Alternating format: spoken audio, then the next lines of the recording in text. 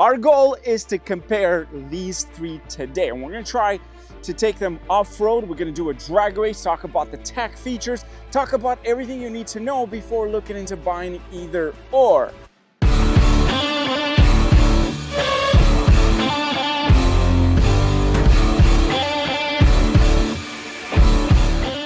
First up is the Nissan Frontier with the Pro 4X package and this beautiful orange red paint choice, which I'm a big fan of.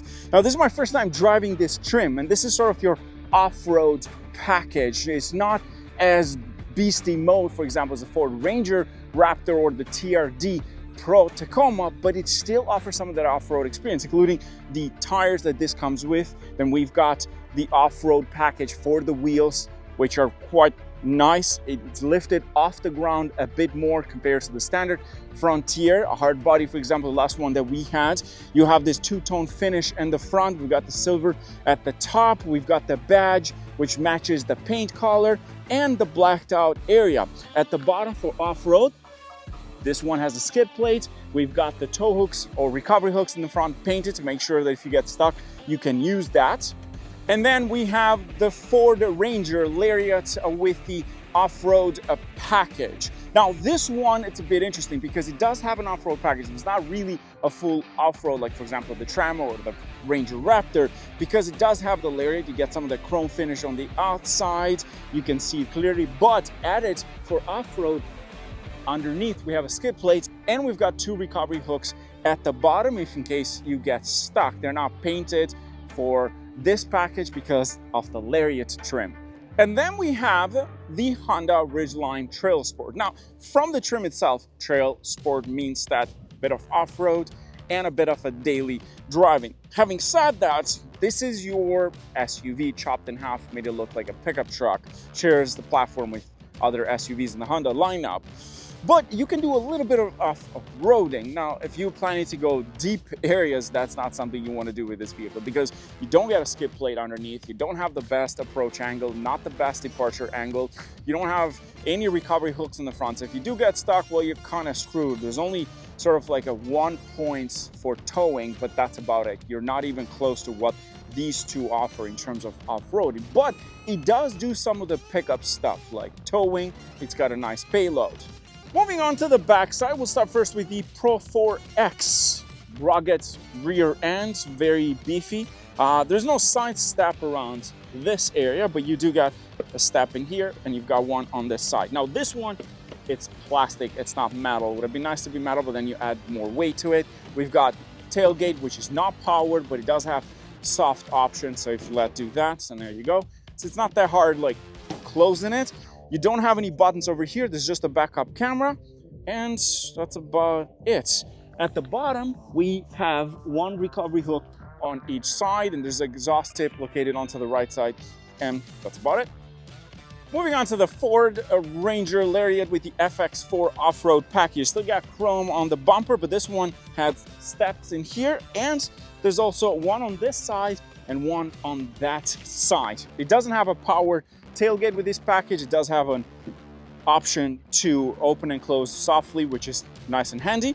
There's also a tape in here in case you go fishing, you want to measure the size of your fish, or if you work in construction, this will come nice and handy because you can quickly put it in here. It will tell you exactly the size. It also has plugs on this side. Like for example, you can charge anything that supports that voltage, and there's also a cigarette lighter in here in case if you go camping, which comes in nice and handy. Moving on to the Honda Ridgeline. Well, this one may not be your typical pickup truck, but it does offer a lot of trucking things. Like for example, we've got a tailgate in here, which you can open, but it doesn't have any soft closing or opening option, and it's pretty heavy, I must say. In terms of tech features, well, at the back, you don't get a button, you don't get power tailgate as you saw. We've got a single exhaust tip on each side. There's a Trail Sport in the back there. I kind of like this color. It looks different, but this thing has been like this for a while now. So it's time maybe for Honda to sort of redesign, which eventually they will because they're starting to do with the other models. But having said that, this one out of the three is the only one that has something pretty cool, I must say. Because the Honda Ridgeline is based off an SUV, you get extra space in this area. All we have to do is lift this part, and you can also lock it in case if you want to hide something interesting in here, and it will fit a nice body right in there. I'm not saying anything, but I'm just saying that maybe if you want to turn this into a hot tub, you can do that, because look at this bad boy. There's also a spare tire in here and a jack, which most pickup trucks have it in the second row. This is massive, and you can put a lot of stuff in here. The next thing is that with a different package, the Honda Ridgeline offers a speaker in the back. So if you go camping, it comes in real handy. Now I'm going to try and come out of this. Boys, that one is big. You also get an extra compartment in here in case if you want to hide something else or tools or anything like that, which is nice and handy. Jumping into the second row, because you want to make use of the second row. The seat in the front, as if I was the driver, a headroom, not so much, although if you go all the way to the back, you might get some headroom. There's a light at the top of here. This one, the back side, you can open it automatic and manually, which doesn't have an automatic option. We've got a USB port, a USB-C port, 120 volts right at the bottom, and power windows from the back. Handle, leg room, it's okay. Headroom, not so okay, but it does the job. Next thing is that if you wanted extra space, I believe you can do a couple of things. You can actually fold these completely, and there we go. You can also do that with the other seat, so that way you get extra space, and there is an armrest in the center, and that's about it. Into the Ford Ranger, here we go. A lot more headroom in here compared to the Datsun onto that side. This nice and spacious. They've actually built these seats with a bit of a gap inside, so you can put your knees right in the middle, and it's actually pretty comfortable. A bit more space for sure compared to the Nissan. The window in the back, it's actually powered. You can open from there. It's an option with the lariat. So there's an armrest in the center with 2 cup holders, and that's about it. On top of that, we've got some space in here. There's a space in the center. There's a USB-C port and a USB. There's also 120 volts, very much like the Frontier on that side, and that's about it. But space is pretty good. Into the Ridgeline. First of all, to fold the seats, you can do that, only the bottom part. I couldn't figure out how to fold the top one. I don't think they have anything, and I don't believe you can fold them down. Maybe there's a way that I don't know, but couldn't figure that out. Now, jumping inside, this is your standard 3-row SUV, but there's no 3 rows in the back. It's a pickup truck. Lots of space, lots of headroom, more headroom than the other two. In terms of leg room, even more space. It's comfortable. You've got cup holders into the sides. Visibility is great, similar to the other trucks, except the Frontier a little bit smaller overall. Now, unlike the other two, this one actually has heated seats in the back and a climate unit, and we've got a 12-volt port at the bottom. There are no USB-C and USB ports in here that I can see anywhere, and that's about it. But you're sitting higher in this vehicle compared to the other two, so you're kind of in a theater mode where you're looking over the driver and the passenger in the front. Having said that, very spacious inside. Now let's jump inside the front, and let's start first with the Frontier. We jump into here and let me show you around. First of all, this one does come with a start button located right in there. There's no digital screen. This is sort of analog.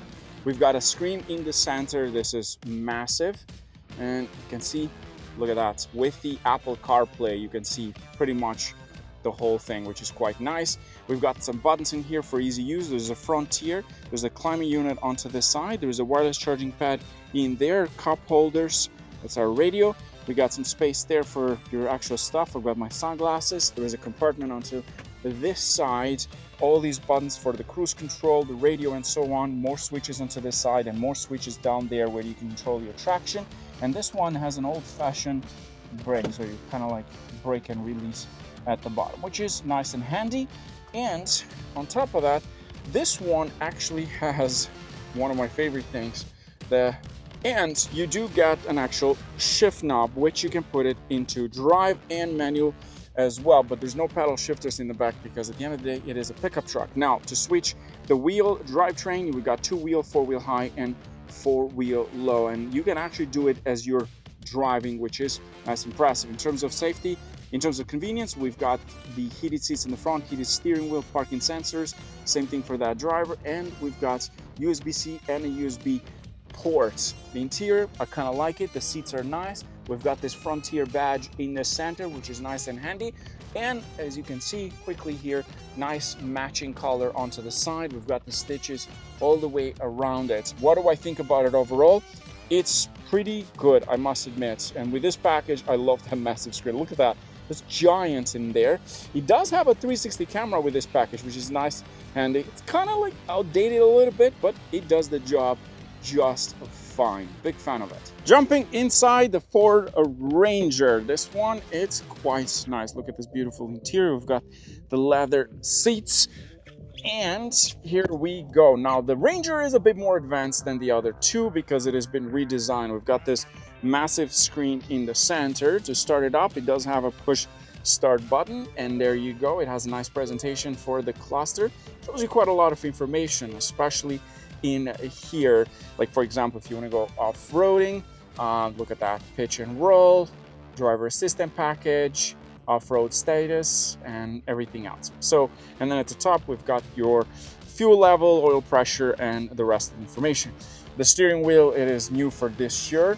It's nice, grippy. It's got some buttons on the side here for your cruise control, for the radio, and to control the screen in the front. Moving on to the front side, this is your massive screen in the center. Now, similar size to the one in the Frontier. The difference is this one, it's flipped. So it's flat. Now, some people may not like that because if you look on this side, it's not that easy to see everything. And if you're looking from like that, the position should have been a little bit more tilted than straight. Some may like it, some may not. But what you're not going to like is the fact that it doesn't have a lot of buttons. Everything has moved in there.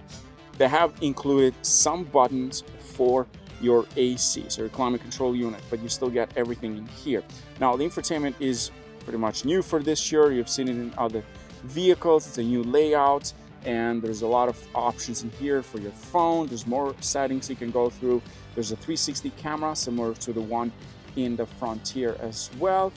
And if we go into the vehicle, we've got the controls, driver assistant, vehicle size. There's lots of options, Android Auto, Apple CarPlay for both the Frontier and the Ford, kind of like it's standard right now with a lot of vehicles. And as you can see, and you can do a software update through the Wi-Fi. So you can connect and you can do the software update straight from there. Built-in navigation system, but most people are not going to use that.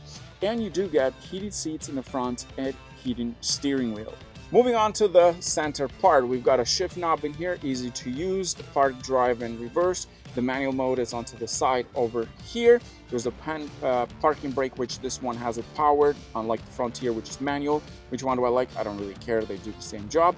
In the center, we've got more options, park assist, traction control, and this is your trail assist. And then we've got different driving modes, which is something you don't get with the Frontier, but you can also do 2-wheel high, 4-wheel high, 4-wheel low, and you can switch the driving modes like this. And if you look carefully, those are the driving modes. You've got sport, normal, eco, you can do tow, and slippery. In slippery mode now, it goes into 4x4, and if you go into mud and ruts, now it locks the rear diff automatically, and you can go into sand. So it does have a few more options with this package, which is pretty nice and handy. And look at that, and we go back all the way to normal. So you don't actually get a button for the diff. It goes based on the driving mode. Some people may not like that, but you just switch the driving mode and it goes into wherever you want it to be. And it also switches the drivetrain from 2-wheel high to 4-wheel high. In terms of the interior, it's quite nice, really spacious, designed well.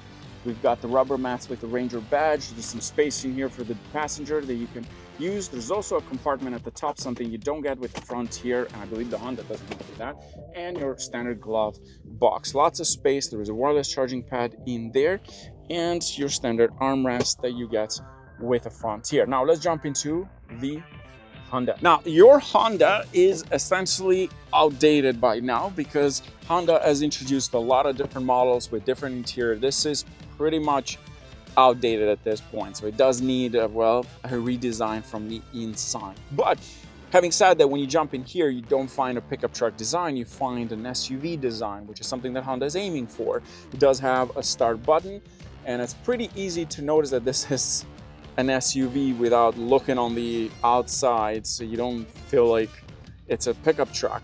Having said that, it is equipped with a lot of buttons, so if you do like buttons, well, guess what? Even the drivetrain has buttons. We've got the 2 cup holders in here. There's a wireless charging pad, more space onto this side. We've got the USB-C port, heated seats in the front, climate units for the front and the rear. So this is pretty interesting because, again, very similar to what you'd find in an SUV. This essentially has it. The cluster, it is not digital fully, it is semi-digital. So you've got the side over here with the information that you can change, and you have the other side over to this for the speedometer, which is analog. Onto this side, we've got more buttons, your eco mode to adjust the actual mirrors, traction control, cargo space, and the cruise control for the lane assist onto this side. The steering wheel itself is different compared to other SUVs in the Honda lineup, and we've got your standard cruise control onto the side, heated steering wheel, and option for your then we've got here for your volume, voice control in this case. The interior of this vehicle is quite interesting because it's not your typical pickup truck, unless you look at the back and you realize it is a pickup truck. Having said that, I love the fact that this has buttons, easy to use, easy to control, but it does have a touchscreen. So here we go. You can connect your phone, it has wireless CarPlay, Android Auto as well. There's also a backup camera. It doesn't have a 360 camera, but that's okay. Not gonna hold that against Honda because this is outdated by now. There's lots of space in here. There's a giant armrest onto the sides, and then we've got great visibility overall. The rear window, it is powered, so you can actually open it from here. There's a button located right at the top that you can control. There's also a sunroof, which is nice and handy. Under the hood, the Honda Ridgeline Trail Sport uses a 3.5-liter V6 naturally aspirated. This bad boy makes 280 brake horsepower and 262 pound-feet of torque. It is equipped with a 9-speed automatic transmission. 0 to 60, well, about like 6.2, 6.3 seconds. It's quite impressive. I love the V6 in this engine. But keep in mind that this is a unibody. This is not a chassis. This is not a pickup truck style body on frame. This is made essentially an SUV cut off to become a truck. And Honda in many ways has done a great job with it, even though it doesn't follow the traditional build quality of a pickup truck. It is an all-wheel drive system, unlike the pickup trucks, which are 4-wheel drive. That means you have no actual disconnects in this vehicle. Therefore, you only utilize the all-wheel drive system that it offers. Let's talk about how this thing drives. Well, right off the bat, when you jump in, you don't realize that this is the pickup truck. Why? It actually drives like an SUV because it's built like an SUV in many ways.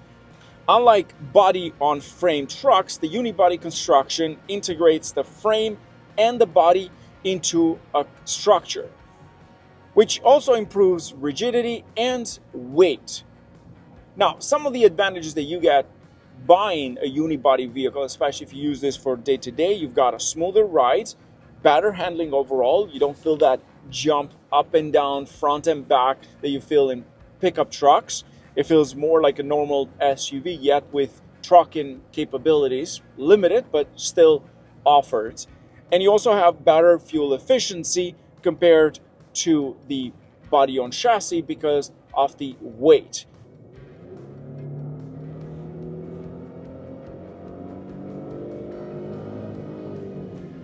The Nissan Frontier uses a 3.8-liter V6 naturally aspirated. This bad boy makes about 310 brake horsepower and 281 pound-feet of torque. It is equipped with a 9-speed automatic transmission. This vehicle, it is a 4-wheel drive with the options to turn it into 2-wheel drive. In fact, you have it right in front of you. It does have a lock-in differential in the center. That way you can disconnect the rear side. Now, in terms of the drivetrain itself, this thing is quite capable for off-roading because the Pro 4X is sort of designed and tuned for off-roading. That also means that you're sort of sacrificing a bit of that day-to-day use. And once you jump in from the Honda Ridgeline, you realize that the ride is a bit stiffer. The suspension overall is not very forgiving on a bumpy area. The next thing is the steering wheel, because this has a standard hydraulic steering. This is pretty heavy for day-to-day use. So some people may not like that, but I do enjoy the feel overall. In terms of driving overall, some people may not find this thing as stiff. I personally find it a little bit bouncy for day-to-day, maybe because this is the Pro 4X and I've driven the hard body version of this, which also wasn't quite the best ride overall. What I will say though is that even though it is equipped with that kind of suspension system tuned mostly for off-roading, it's still not as bad as you'd expect in some pickup trucks. They've managed to give it a little bit of a sort of comfort level for day-to-day. The only problem is if you're driving in the city, you're gonna feel that stiff ride a lot more. Unlike the other two, the Ford Ranger uses a 2.7 liter V6 twin turbocharged engine, making 315 brake horsepower and 400 pound-feet of torque. It's pretty torquey. Uses a 10-speed automatic transmission with the option to become a 4-wheel drive or rear-wheel drive, with a towing capacity of 7,500 pounds, which is more than the other two trucks, and with a payload at about 1,900 pounds, which again is quite impressive. In terms of driving experience overall on a normal roads, this feels like a pickup truck. Unlike the Ridgeline, which is an SUV, it's got a different ride. But compared to the Frontier, you have a softer ride overall. You've got a good sitting position. I'm not sitting too high like the Frontier, but not too low. Cabin, well, unlike the Frontier, which has proper off-road tires, this one is not equipped with off-road tires like you'd find in the Lariat, for example, or the Ranger Raptor. Therefore, the noise on the outside coming out into the cabin is not as noticeable. The tires, you don't hear them as much because of the tire setup. It's not because this one it's quieter inside, it's just because the tires do a lot of that noise when you're on a highway.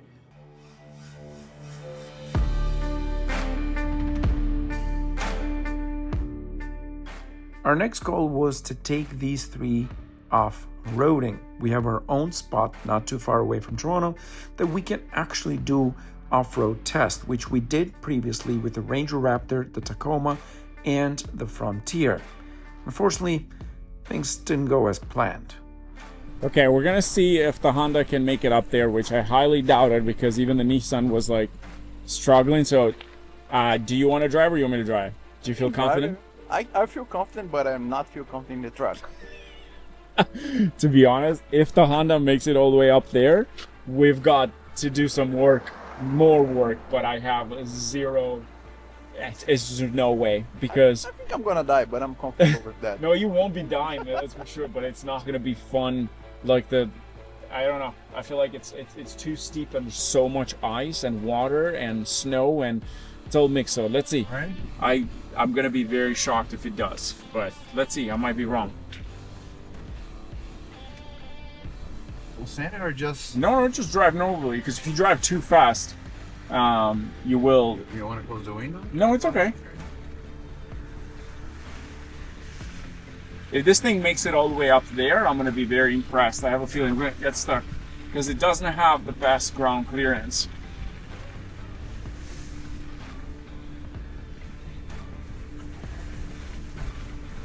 Surprise. So far, hard piece of cake. It's actually doing pretty well. I'm very impressed. Okay, I keep it here. Yeah, this. And we're stuck. So that's about it. And then now it started to spin a lot more, and there's a lot more snow here for this thing to go through. So I don't think we're gonna make it through with this. Unfortunately, the Honda couldn't go further up, so we thought maybe it was time to go and check out a different route so we can get into our own spots. And then again, things didn't go as planned. So here's where we got the issue now. It's just that the Ridgeline, it's not going to be able to go through this. Like this one, it's soft. If it was hard, it would be a lot easier. But thing here, it's not great, eh? This is definitely not going to help at all. You're gonna get stuck. You'll get stuck here for sure. And that's about it. Since we couldn't do an off-road test with these three vehicles, the guys thought maybe it was time to do the drag race. So back on the roads to go and find out which one is the fastest out of the three.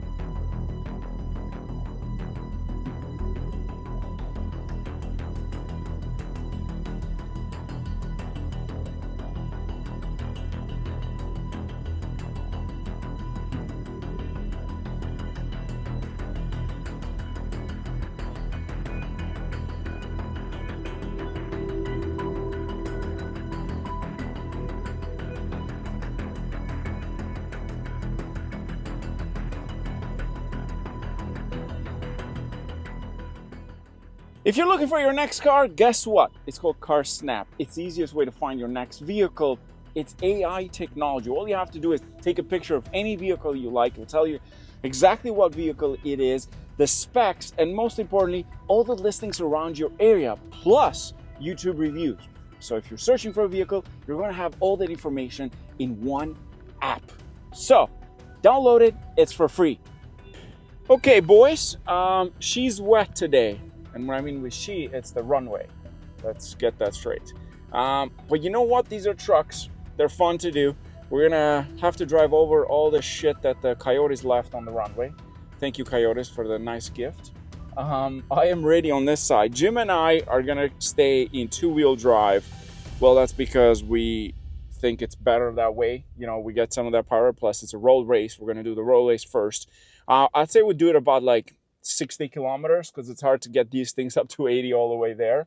And from there, we go paddle to the metal. Meanwhile, the Honda on the other side, it's all-wheel drive, so he can't disconnect shit. So he's stuck with all-wheel drive, and I have a feeling the Honda might take us, right, Jim? Yep, if it looks the part. I mean, it looks like a speed machine, so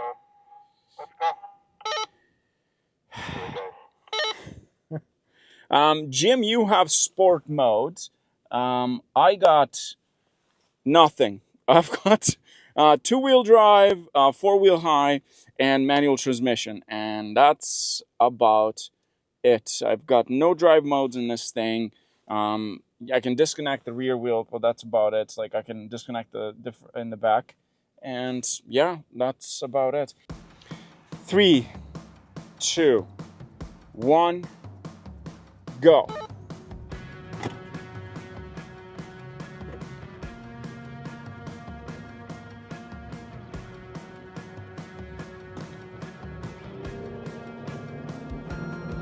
And the Datsun is behind. Oh yeah, here we go. Let's see Honda power! Where's the VTEC now? No! The Ranger 2 kid? Well, I took it from tier. Damn, look at that 2.7 Ford. Hello! I'm all the way to the back and I lost it. Ford is taking those two imports to town. Let's go! Okay, across the line.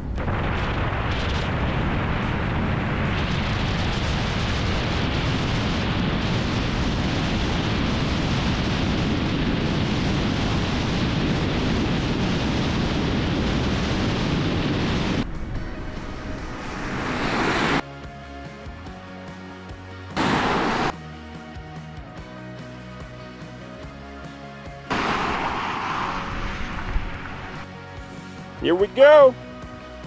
Let's go, Datsun.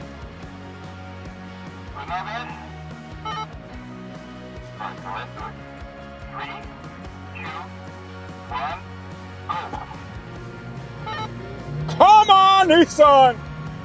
VTEC powers losing again to the Ranger. And we're ahead. Oh yeah, no problem. This thing pulls. Nice.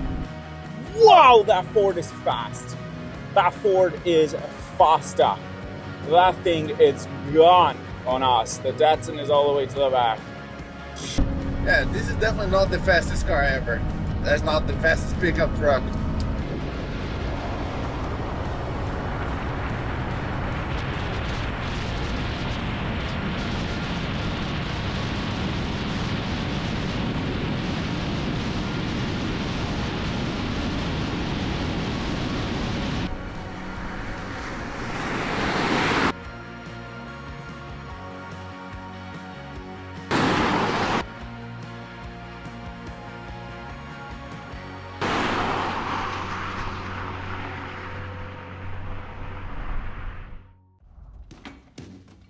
So, which one do I like out of the three? Well, all three do something special. Like we've got the Frontier over onto that side that it's very rugged package and including better tires. These two are equipped with winter tires, but you can of course upgrade that. You've got a more rugged exterior on the Frontier, which is something that most people like. I love the design of that. That package, it's perfect. If I had to buy one, that would be exactly that. But then we've got some problems with the drivetrain, which is not the best transmission. It's also slow, as we saw. It's not the fastest. Now, maybe some will not care about that. Some will care, depends. Then we've got the Ranger onto the side, which has this chrome finish on the outside. Not a fan. I'd rather pick the Ranger Raptor, but it's a lot more money than this, so that might come in issue. But the exterior of this thing, not a big fan, but it's really fast, as we saw. And then we've got the Ridgeline on this side, which is an interesting one because it's not really your typical pickup truck, but I don't do a lot of pickup truck stuff. So for personal use, this might do it. But I also think that Honda might introduce something new, so you're buying an outdated version by now. So out of the three, I will say that the Frontier is probably my favorite. And the reason I say is that it looks great, it's got enough space, and it's also a little bit cheaper than the other two. So that way you get to save a bit of money and also get a pickup truck that does pickup truck stuff. In terms of tech features, it offers enough for me. It's got some buttons, it's great on the inside, space is okay. So these two are great, but out of the three, I kind of like that Frontier. Thanks for watching, guys.